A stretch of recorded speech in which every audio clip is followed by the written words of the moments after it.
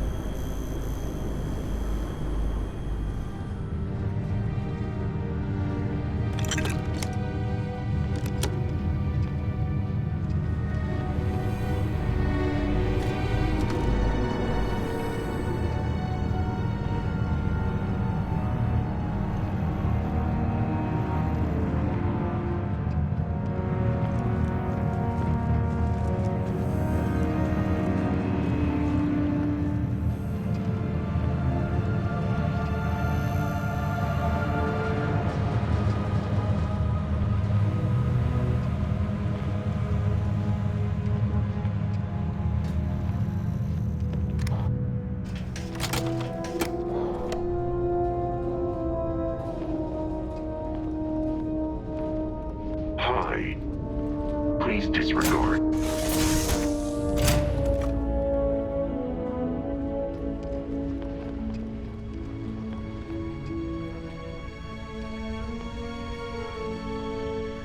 Captain, I will see you at a later time.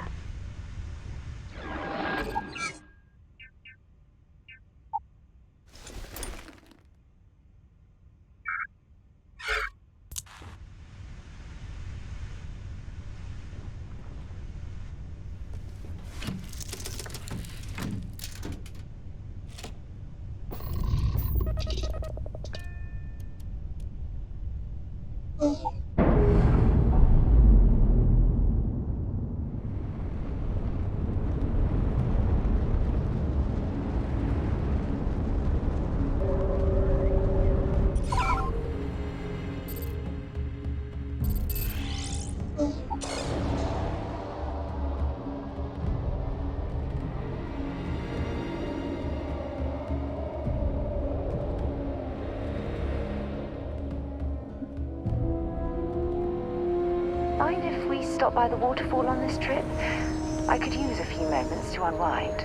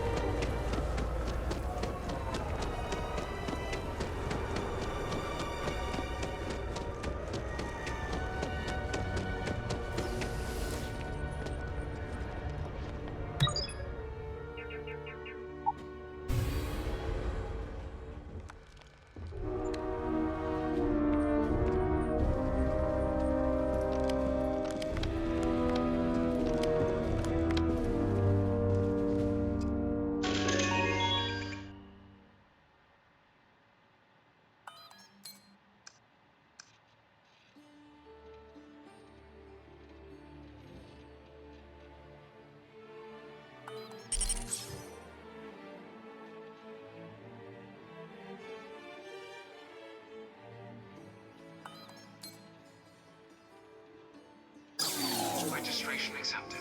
You may now proceed through the historical displays in the orientation hall, or continue on to the examination.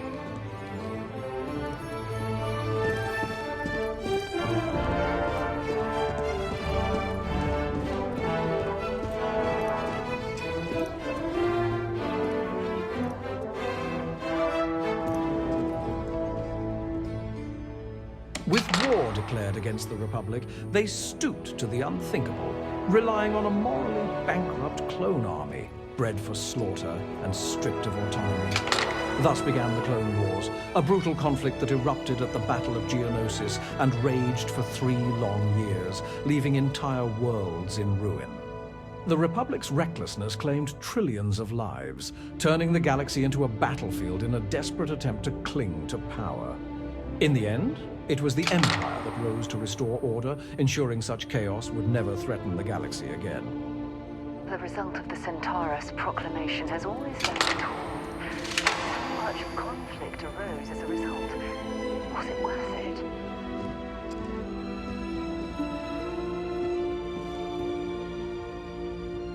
Former Chancellor and now Emperor Palpatine revealed his true nature soon after the Empire's formation, his mind consumed by the teachings of an ancient and dangerous religion.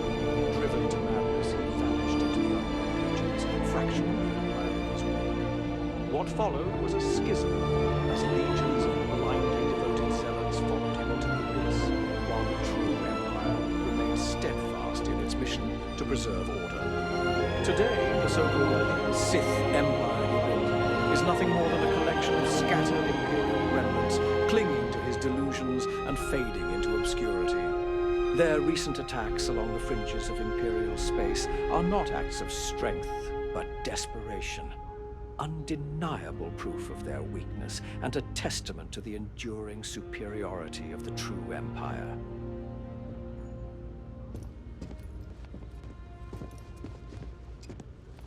With the Empire momentarily weakened, criminals and outcasts seized the opportunity to sow further chaos. Banding together under the guise of rebellion, they waged a campaign of terror, slaughtering innocents to spread their message. These so-called revolutionaries seized every opportunity to ally themselves with villainy and scum across the galaxy, including the Hutt cartel and their many criminal syndicates operating in Hutt space. Proof that their so-called cause was nothing more than a convenient front for galactic disorder.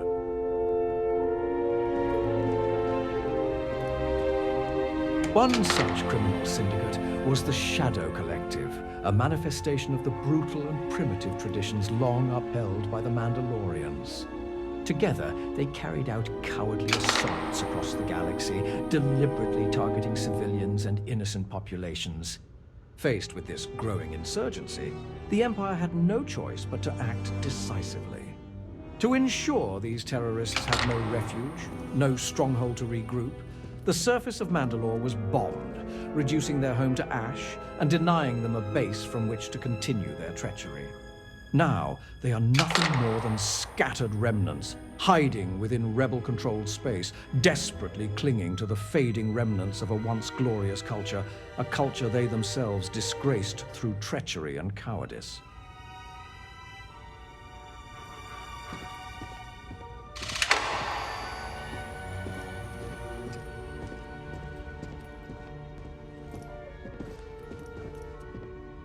While 7958 CRC marks the official founding of the Empire, the scars of the past still linger across the galaxy.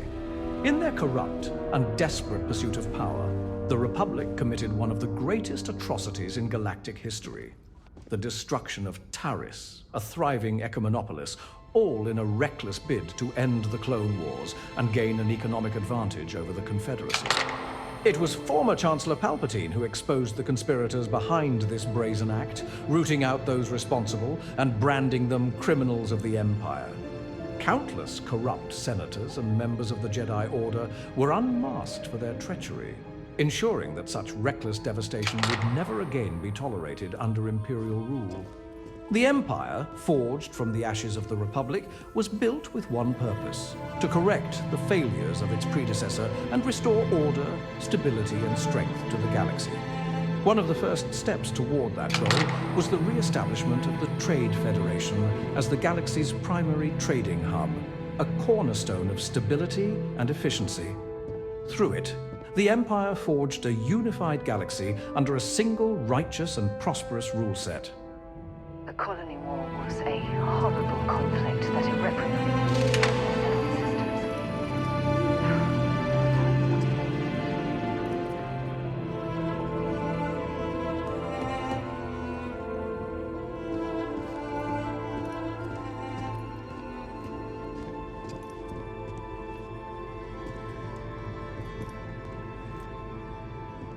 One of the holotapes said rat ghouls can control people's minds, but that can't be true.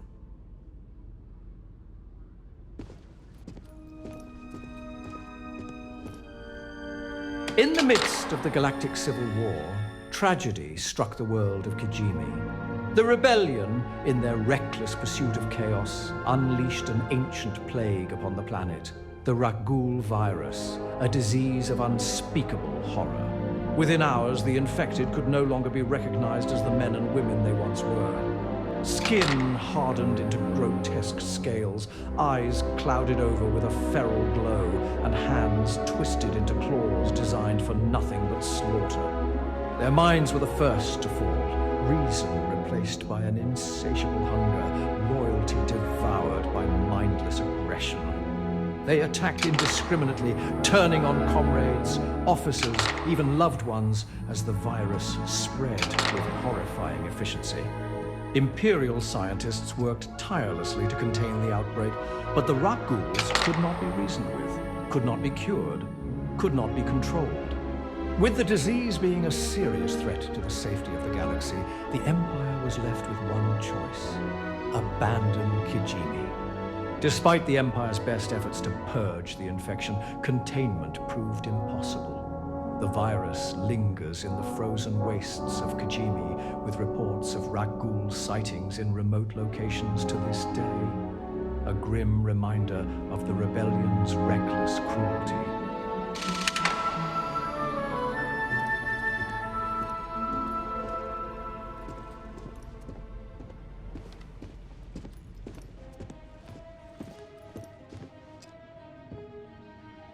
As if the Empire was not already burdened with restoring order, the Mandalorian war criminals continued to plague the galaxy even after the necessary bombing of Mandalore. Various Death Watch remnants survived the initial strike, retreating into Mandalore's deep mines, refusing to accept the Empire's rightful dominance. Hidden beneath the surface, they clung desperately to their now irrelevant past glory, scavenging what little remained of their fractured order. It was within these depths that a long-forgotten ideology began to resurface. The excavation of ancient tunnels unearthed hidden caches of Neo-Crusader armor and weaponry, relics of a bygone era. These Neo-Crusaders were swiftly pushed back, stranded on their ruined homeworld, unable to reclaim what was long lost. Throughout the decade, the Empire launched multiple decisive campaigns, ensuring these remnants remained isolated and contained, never again posing a true threat to Imperial order. Meanwhile, the off-world Shadow Collective, under Gar Saxon, merged with the notorious Guavian Death Squad, forging yet another criminal faction. Together, they waged a campaign of terror across the hyperspace lanes, striking indiscriminately between Imperial and Rebel space. Even their former rebellion allies were not spared, proving the hypocrisy and fractured nature of this so-called rebellion. A movement built not on unity or ideals, but on disorder and self-interest.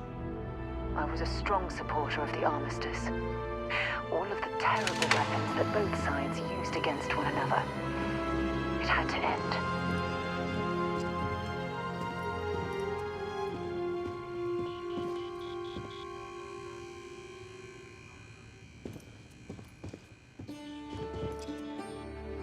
As the Empire's forces were spread thin across multiple fronts, it faced growing threats from the Rebellion, the Shadow Collective, rogue Sith loyalists, and criminal factions. To maintain stability, the Imperial military was forced to expand. The morally compromised clone troopers of the Republic were freed from their servitude, and mass recruitment began across all Imperial worlds, offering the highly sought-after Imperial citizenship to those who completed their service. Both the Imperial Army and Navy were deployed to the front lines, engaging enemies across the galaxy, while the elite Stormtrooper Corps remained stationed near the core worlds, ensuring absolute protection at the Empire's heart, and only mobilized for the most critical operations.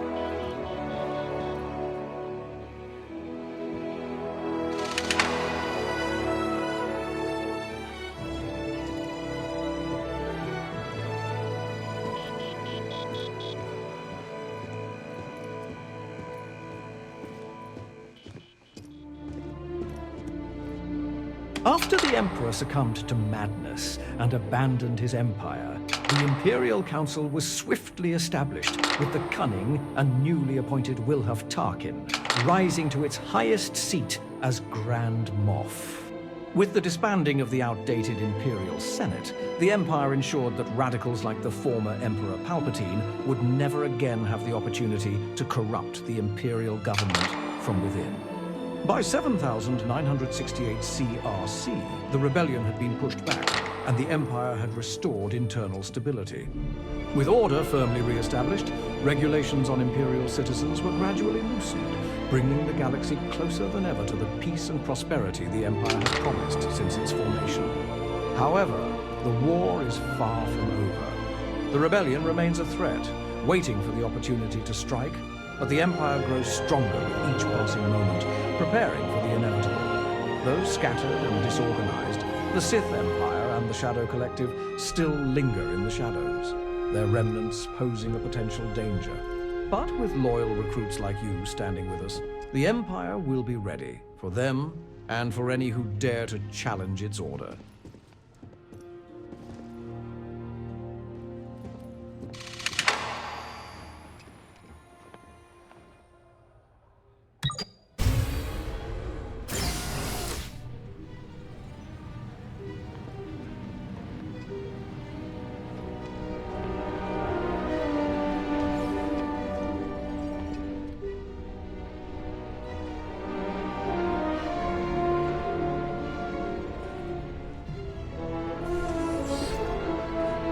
Welcome, applicant, to the piloting simulation. I've spent a fair bit of time in simulators just like these.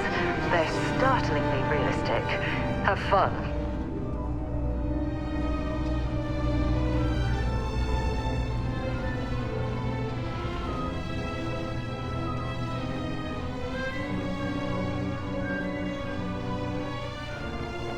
Ah, you must be our new applicant. I'm Proctor. All new recruits are required to complete a brief combat flight simulation to assess aptitude under operational pressure. To be approved for Imperial service, you must defeat a minimum of 3 tiers of simulated opponents. Failure to meet this threshold indicates you do not currently satisfy Imperial qualification standards, though repeat attempts are permitted. Successfully completing additional tiers grants a supplemental signing bonus, but does not influence your final designation. Throughout the simulation, your vitals including pulse, respiration, and body temperature are continuously monitored to evaluate stress response. This evaluation is used to determine your optimal assignment within Imperial service. No, the simulation is designed to measure your natural aptitude under pressure. Training, preparation, or advice will not alter the outcome. The Empire determines where you are best suited, not where you wish to serve. This is a simulation, not a pilot qualification exam. Regardless of your prior flight experience, your performance should come naturally if your aptitude is sufficient. Given the public nature of the recruitment process, the simulation ship is that of a standard starfighter. It's been tuned to provide a challenging but fair fight against the enemy squadrons you'll encounter inside. All right then.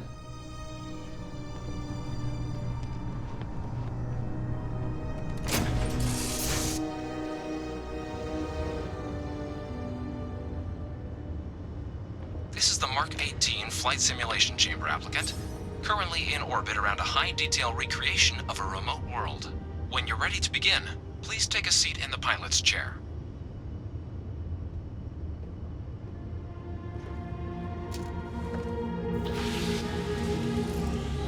Your exam is simple. Defeat as many tiers of opponents as you can before your ship is disabled. You must defeat at least 3 tiers of opponents to pass the exam. Good hunting, applicant.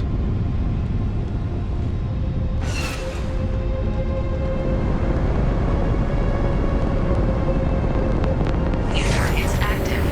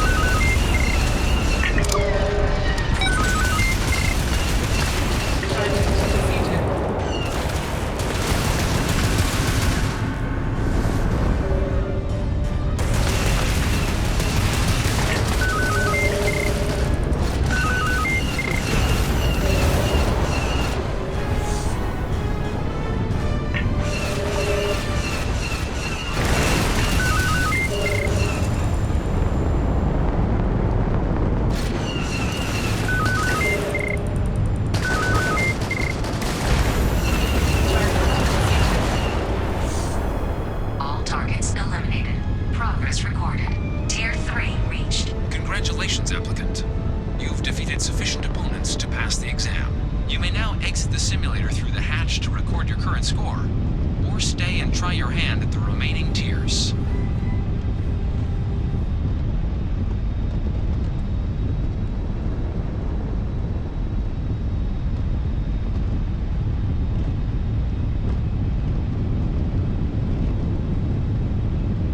Resuming the examination. New targets active.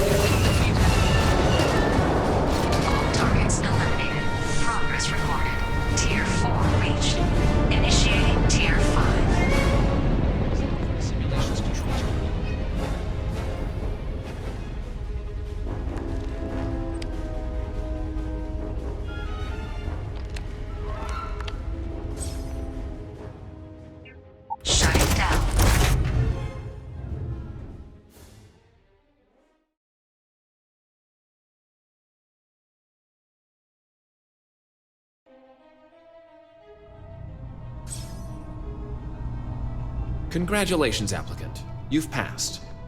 You can head back to the lobby and speak with the recruiter to receive your final results and designation. Or you're welcome to take another run at the simulation if you'd like to try and earn a better score. We'll only keep your best run.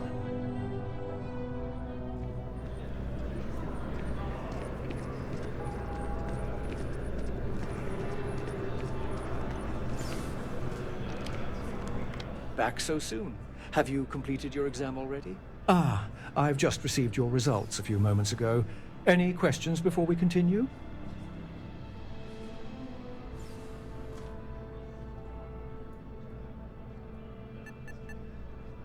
You fool. The Empire analyzes far more than whether you met the minimum requirements of a simulation. Confidence is cheap in a simulation. If that performance goes to your head, real combat will remove it quickly. Let me take a look at this. I see you went through the orientation. The Empire values discipline and commitment, and that has been noted. Your vitals, I've never seen something like this before. Your responses consistently preceded incoming threats by measurable margins. It is as if your body anticipated stress before it occurred. The system rarely records that level of predictive regulation. Let's have a look at your examination results now. Tier 4, above the minimum threshold. Competent, but not exceptional. Hell of a job. I might even let you fly me around sometime. Now, to calculate the starting bonuses your performance has earned you. This won't take long. Due to exceeding standard requirements by a narrow margin, the Empire is granting you a modest signing bonus. Not bad. Under normal circumstances, results like these would warrant pilot designation. However, your abilities are far too valuable to be confined to that role alone. The Empire has assigned you as an Imperial agent. You will gather intelligence and execute covert operations as directed by the Empire. Your actions will shape outcomes long before the battlefield ever forms. Before you are issued your first assignment, you must swear an oath to the Empire. It's a big decision. Should I be listening to this? Am I not compromising something? Imperial agents are granted broad operational discretion. Allies are permitted when they serve the success of the mission. Come with me.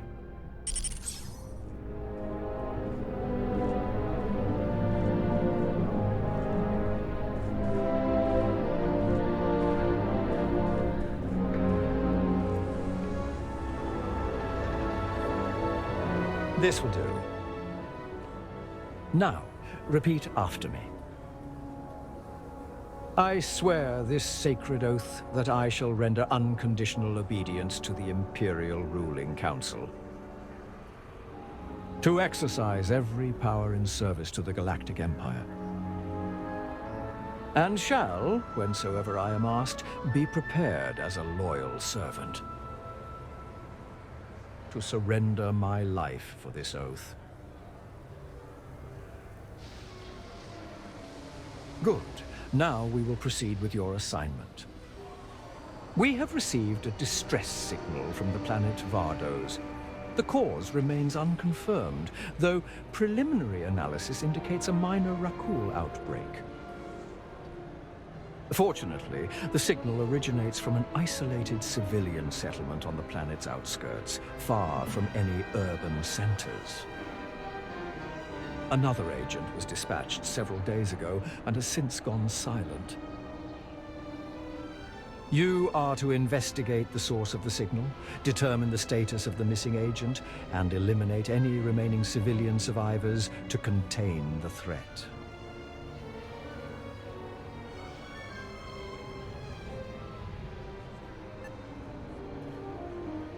I have high expectations for you, Agent. Before departing for Vardos, check in with the Imperial spaceport personnel.